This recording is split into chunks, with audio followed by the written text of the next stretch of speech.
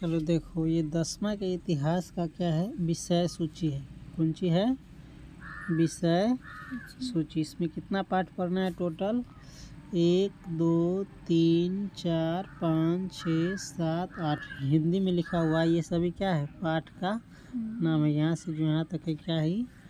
पाठ का आती है, संख्या बता रहा है। समझ गया? इसमें सबसे पहला पाठ है यूरोप में राष्ट्रवाद। कौन सी है? यूरोप में राष्ट्रवाद, है ना। ये पेज संख्या 1 से 23 तक है। ये सब अब हम नहीं बताएंगे, सिर्फ पाठ जो है उसको बताएंगे। दूसरा पाठ इसमें तुमको है समाजवाद एवं साम्यवाद। दूसरा पाठ क्या है? समाजवाद एवं साम्यवाद। तीसरा पाठ है हिंद चीन में राष्ट्रवादी आंदोलन। तीसरा पाठ क्या है? हिंद चीन में राष्ट्रवादी आंदोलन। उसके बाद चौथा पाठ है भारत में राष्ट्रवाद। चौथा पाठ क्या है? भारत में राष्ट्रवाद। सबसे पहले राष्ट्रवाद कहाँ शुरू हुआ? यूरोप में, है ना। इसका देखा देखी भारत में भी हुआ।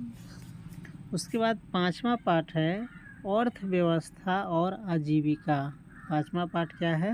अर्थव्यवस्था और आजीविका। अर्थव्यवस्था कहते हैं पैसा रुपया धन दौलत, है ना। आजीविका यानी खाने पीने जीवन के लिए कमाना, है ना, जीवन जीने के लिए।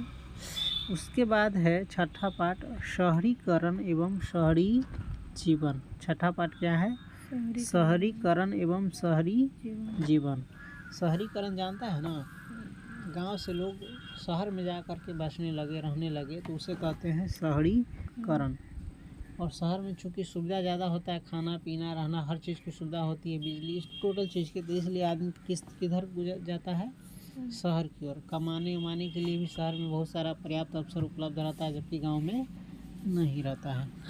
उसके बाद है सातवां पाठ, 6 की तरह मोड़ करके लिखा गया। ये हिंदी में 7 है ना। पहले हिंदी अंक है। सातवां पाठ है व्यापार और भूमंडलीकरण। सातवां पाठ क्या है? व्यापार और भूमंडलीकरण। उसके बाद 8वां पाठ है प्रेस संस्कृति एवं राष्ट्रवाद। देख लिया?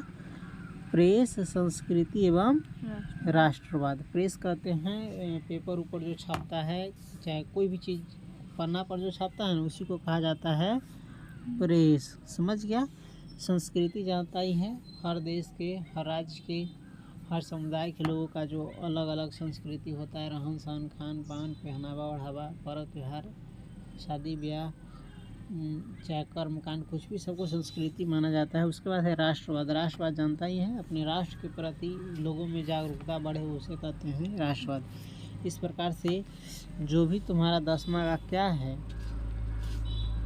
पाठ है जो करना है, उसका हम क्या किए? संक्षिप्त में विवरण समझ लिए। अब इन सारे पाठों को बारी बारी से हम पढ़ेंगे, समझेंगे, और इसमें का जो ऑब्जेक्टिव होगा, सब्जेक्टिव होगा, इन सबको समझेंगे और याद भी रखेंगे, इसके लिए परीक्षा के।